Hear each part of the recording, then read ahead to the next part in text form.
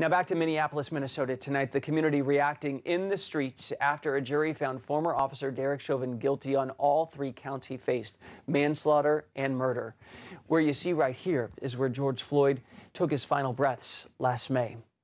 Before Tuesday's verdict was announced, governors across the country activated National Guardsmen for potential protest in their own areas. Our Pentagon reporter Therese Garnier is outside the Armory in D.C., where some were preparing here in this area. Therese, who requested them to be activated and ready? What's going on in the situation as we speak?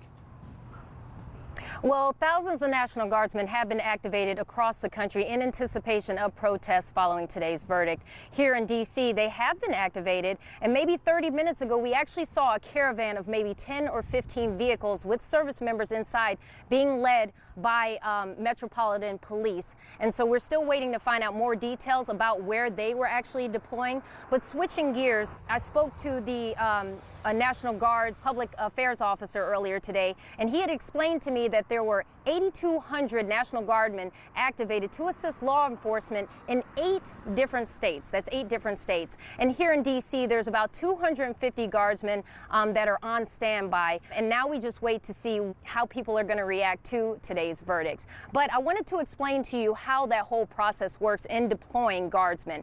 Normally, in various states, the governor can activate a Guard member. However, D.C. is a little bit different. The D.C. mayor actually has to put in a request to the Pentagon, and then once that has been put through, then the Metropolitan Police Department has to request them as well. And so that's kind of the process now. And so that's how we go about activating the National Guard here in D.C.